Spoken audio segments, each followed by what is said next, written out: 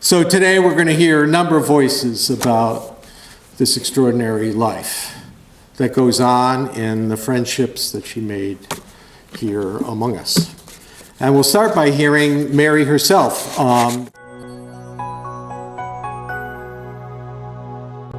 I started teaching in September of 1943 in Milford in an elementary school. And how long did you stay there? I stayed exactly 1 year. Mm-hmm. And where'd you go on to then? And for the next 5 years, I taught in Cheshire, also on the elementary level, until June of '49. And as I understand, even as a young teacher, you were involved in the bargaining for the contract or for the terms of employment. That's true, though I hadn't the faintest idea for a long time of what I was doing. I had no understanding of bargaining. This was maybe in '48, somewhere around there, and apparently it was contract time.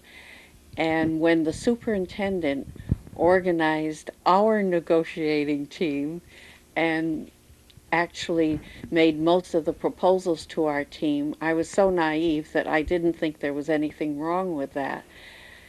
We had several meetings like that, with the superintendent making proposals and most of us just nodding our heads and thinking this was very interesting, until one day when he suggested that one of the 8th grade teachers received $200 more than anybody else.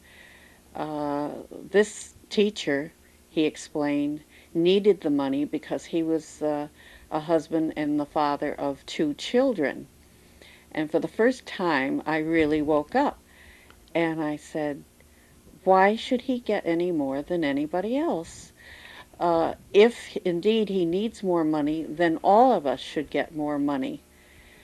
And I didn't realize what I had stumbled into, but I was summoned to his office afterwards a few times and asked to withdraw my objections to this proposal, and I refused.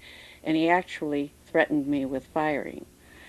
And at this point, what was your position within the Education Association? Well, I was acting president. The president had become pregnant, and in those days, pregnant women were not encouraged to teach. In fact, they were encouraged to go home. And so I guess that's why I was a member of this bargaining unit. And the acting president. And yes, as the acting president. And so they wanted you to withdraw the proposal, or... He did. Yeah. He did. The teachers didn't say much of anything. But apparently, of course, I told this to other teachers, and the principal of the school, the only school at the time in Cheshire, called me into her office and said she had heard about this, and she was very upset. And she wanted to hear what had happened, and I told her. And after that, there were no more threats. And I'm sorry to say I can't remember whether we got extra money or not. But I don't think Mr. whoever he was in the 8th grade received the extra pay. But it was a little bit scary.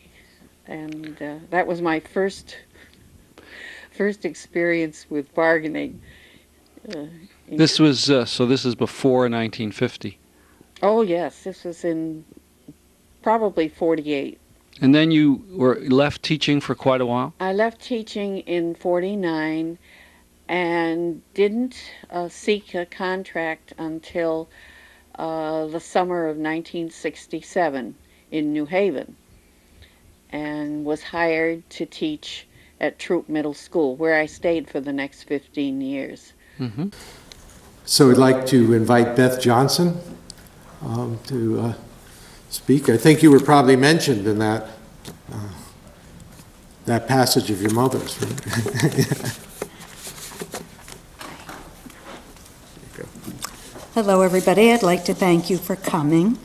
If I cry, just ignore me. I've got some tissues here. I'll be fine. I tend to cry at everything. First of all, I'd like to thank the city of New Haven. As you all know, my mother loved New Haven. She could tell a million stories about it. And my father actually was an alderman in the 60s, so this is a very appropriate place for her memorial to be. The people who helped organize, well, first of all, when my mother was getting ready, well, she never was ready to die, let's face it, but what she said to me was, I don't want you girls to throw me a funeral, I want a party. And she said, and I want my friends to plan it, which doesn't say much about our party planning, but it says a lot about yours. And I want to thank all the people who arranged this. I have Joan, Paul and Frank, Stan and Luann, Pat, Stephen, Robin, Dorothy, Geraldine, and everybody from the city who was so nice to be able to host us here. As many of you probably know, my mother was diagnosed with melanoma in the mid-'80s, which then metastasized to her lung a few years ago and was surgically removed. At that point, her oncologist, Dr. Buzaid, called me and said to me it was time to talk about quality of life for my mother. So I, of course, went out to look for a black dress. And my mother, of course, said, oh, quality of life. And on she went for another 30 years.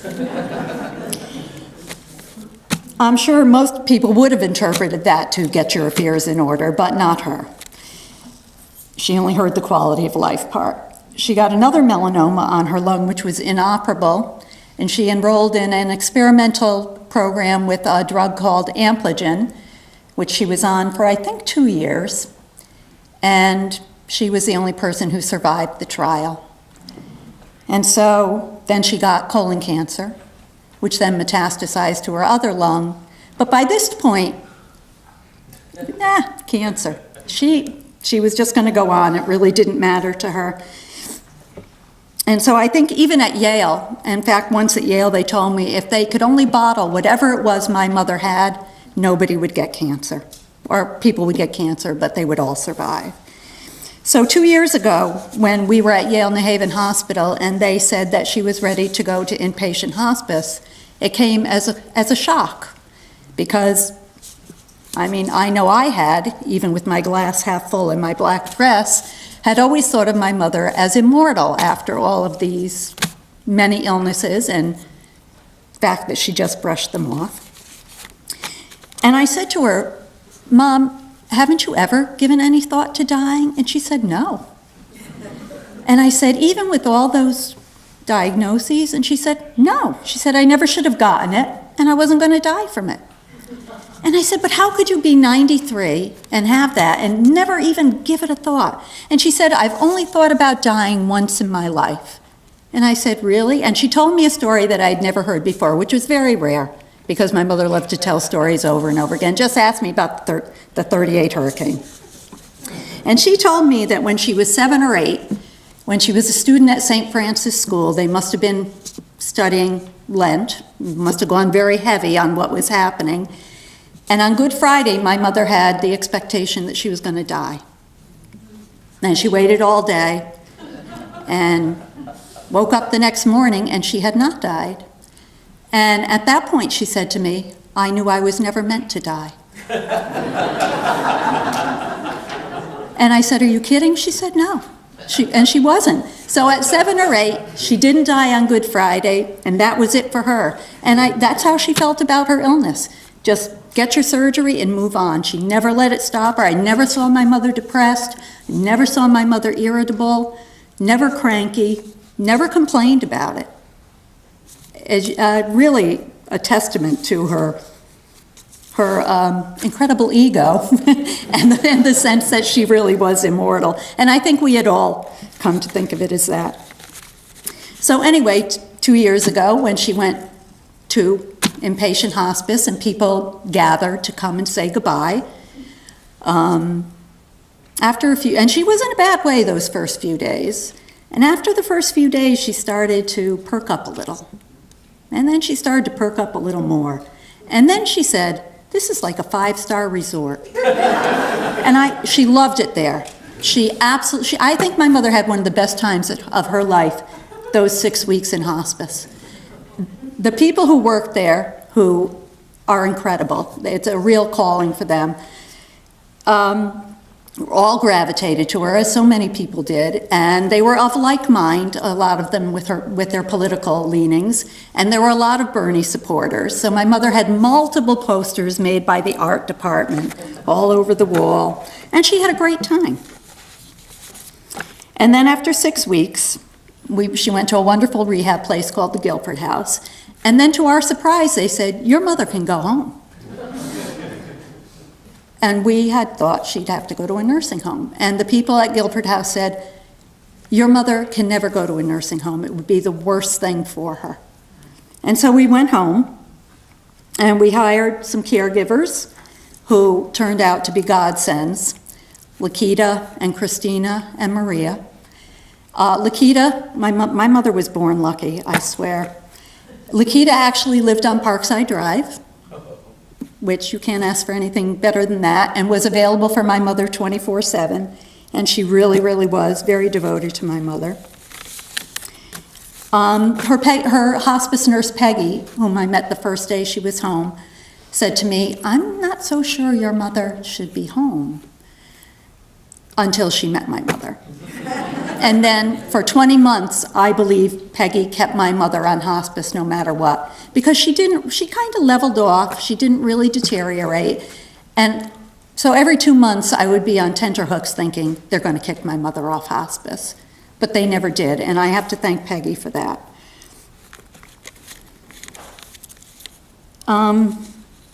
During the time she was home, my mother, I think once she survived her 6 weeks at hospice, decided she really was immortal, and so she had a great time. She had 20 wonderful months that she never would have had if it hadn't been for hospice. She had visitors all the time. She had Bruce, I think Bruce Walker is here from hospice, who was there to read to her because her eyesight went, but they mostly talked about demonstrations that they had attended over the last 20 and 30 years together. They hadn't known each other, but that was a lot to catch up on. You know, when my mother was first diagnosed with melanoma, I called my father hysterically crying. And the first thing he said to me was, "Beth, your mother is not going to die. Your mother has 9 lives." And as my friend Mick has been saying the last couple of years, your mother used her 9 lives, and now she's using other people's. And she did. I want to thank the friends that I know. I know my mother has so many friends that I don't know, and I wish I could name all of you, but I do want to thank all of you. I especially want to thank Paula and Frank, Luann and Stan, Debbie, Joan, Patrick, who has been unbelievable to us in taking care of the house during this whole thing, Julia and Liz, and I see Becky, who's here today. My mother loved you. I can't say enough about inpatient hospice, what an incredible group of people. There's another organization called Interfaith Volunteer Caregivers, who give rides to the elderly to go to doctors when they stop driving and things of that nature, and act as companions. And my mother developed a very close friendship with with Roger and with Kate, who's the executive director. When my mother went back to hospice that last week, she called me. I was on Block Island, so inconvenient. And she said to me, they want me to go to hospice for the weekend just to get my breathing under control. And I said, well, I think that's a good idea. She said, okay. She said, well, I just have to get a ride. And I said, Mom, I think they're going to get you an ambulance. But I think what she was really thinking was, oh, I'm going to call Roger and see if he can take me. And I want to thank Interfaith Volunteer Caregivers, a wonderful organization. They've been great. I also want to thank her neighbors, Gail and Scott Kelly, the Wilborns, and especially Rosa Gilbert, who is a phenomenal woman, who is special to my sisters and me and to my mother. She has been there and done everything for her these last, 2 decades, 3 decades. Thank you, Rosa. She was the one I called from Block Island to go over and sit with my mother before they brought her to hospice. And My mother said to her, "I'm just going for the weekend, Rosa. They're going to get my breathing under control." And Lakita was there, and Lakita said, "Oh, your mom was really concerned because she was going to have a meeting at the house Monday, so she had to call everybody and cancel and tell them she would reschedule." So she got to hospice, and I was heading down 95, and her hospice nurse, Michael, who had been the one who actually checked her in the first time she was in hospice, and he called me and he said, "Beth, slow down. She's here, she's fine, don't worry." So I get there, and he says to me, he said, "Beth, your mother's got a lot of life left in her." He called me a few days after she died to say, "I am so sorry, I was so wrong." But you know what? She did have a lot of life left in her, and she had 35 more years than anybody would have expected. I don't know if you all know how my mother died, but once I heard it, it was an incredible comfort to me, and I think it will be to all of you as well. So as most of you know who've ever visited my mother did have some lovely pajamas, and she wore them 24/7. She never got out of her pajamas. And she had a lovely pair of sheep pajamas. And my sisters had gone out to lunch, and they got back, and they were waiting in the hallway because the nurse and the aide were cleaning her up a little, and then they gave her medication. And then as a little joke, they decided to sing "Mary Had a Little Lamb" to her because of her pajamas. And they started singing to her, and she smiled at them, and she died. And I can think of no better way for her to go. She wasn't afraid. And it just happened instantaneously, and you can only wish that for somebody. So I just want to thank everybody.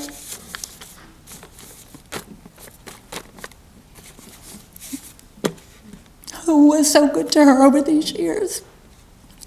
In the last 2 years, my sisters and I always heard one voice in our head, and that was the voice of my father, who, no matter their divorce, only ever wanted the best for my mother. And I could hear him saying to me, "Take good care of your mother.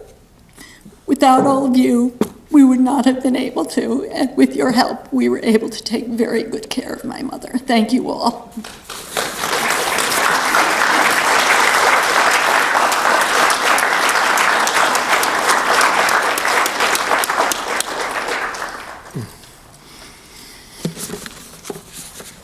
It's a wonderful story about Lent. Remarkable the places the Catholic education can bring you.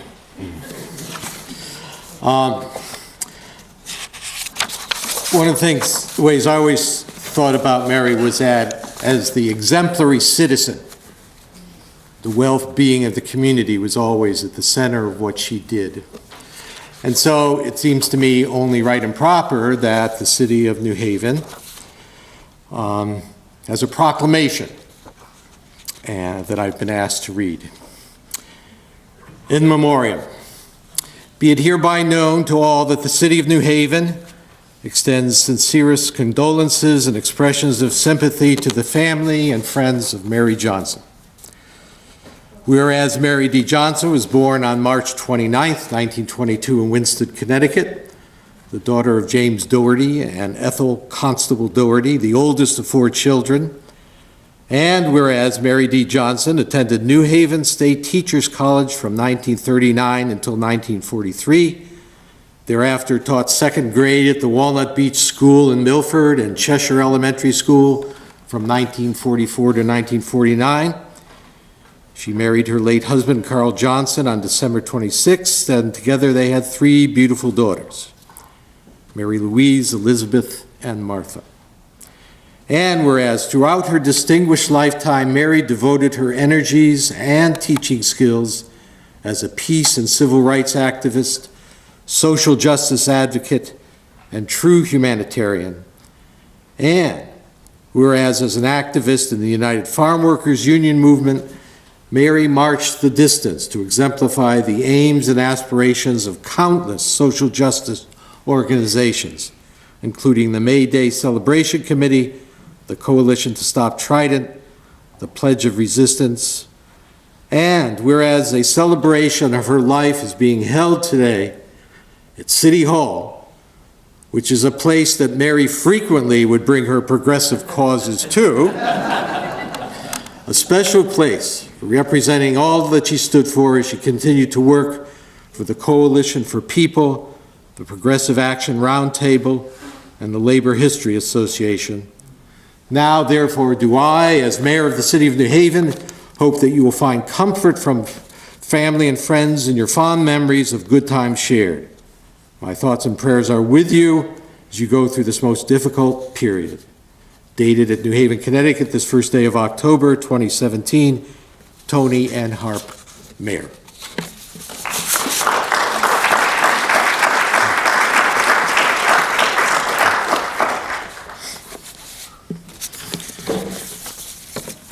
Mary could never have imagined any activism, worthwhile activism, that wasn't accompanied by music.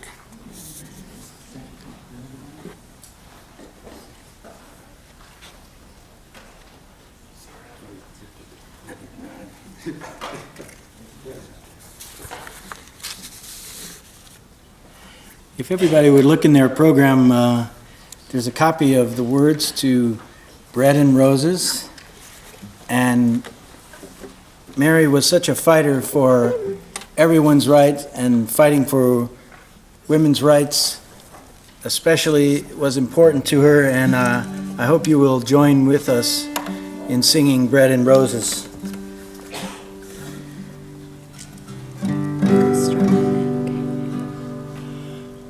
As we go marching, marching in the beauty of the day, a million darkened kitchens, 1,000 mill-lofts gray, are touched with all the radiance that a sudden sun discloses. For the people hear us singing, bread and roses, bread and roses. All right, let's hear you.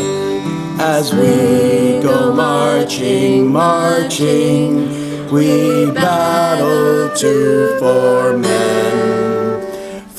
men can never be free till our slavery is at an end. Our lives shall not be sweated from birth until life closes. Hearts starve as well as body. Give us bread and give us roses. As we go marching, marching, unnumbered women dead go crying out, singing their ancient cry for bread.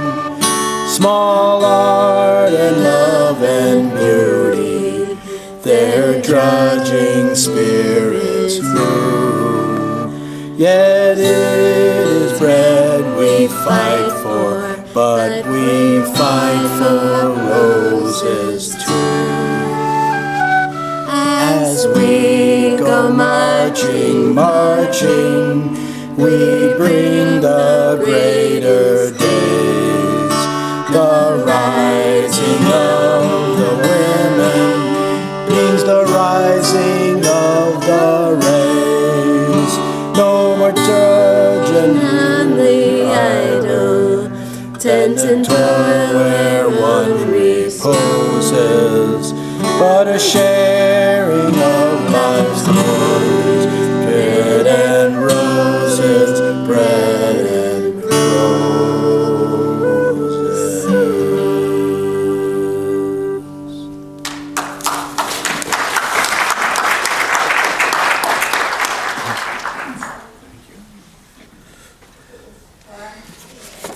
So we have invited a number of friends of Mary's to share with us from the many different places that her witness was felt. And we'll begin with Dorothy Johnson, who's Vice President of the Greater New Haven Labor History Association.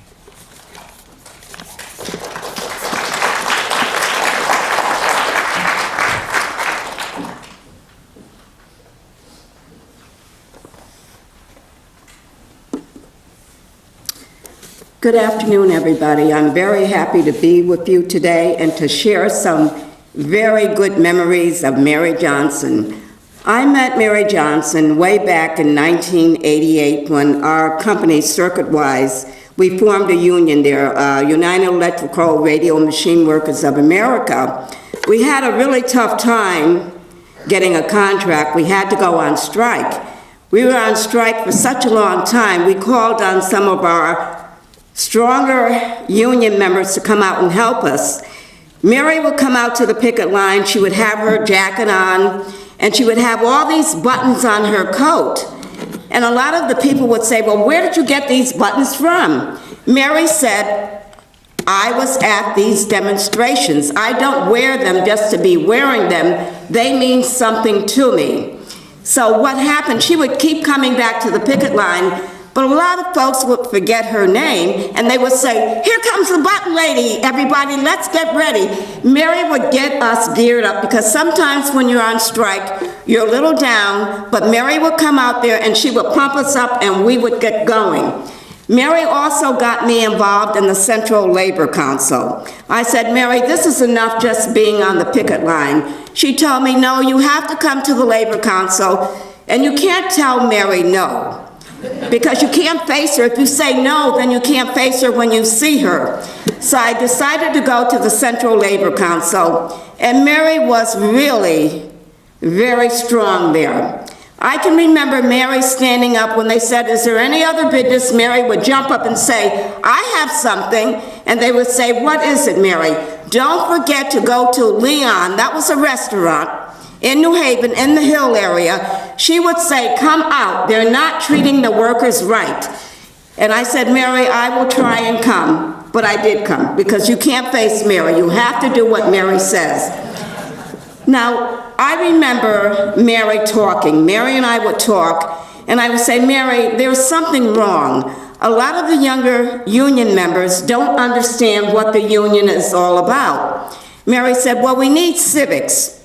I said, well, I don't know how we're going to get it in this day and age.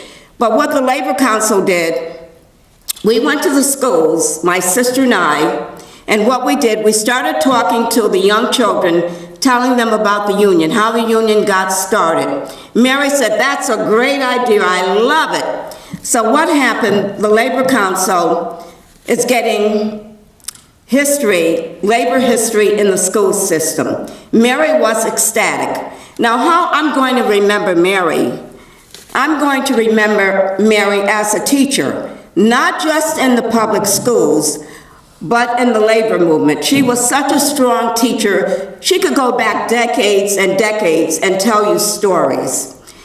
Mary is Mother Jones of New Haven. And what Mary would like us to remember is when people come together and stay together, it's a powerful force. And we must keep fighting the Trump administration. Mary said, keep on them, keep fighting, and we will win. Thank you.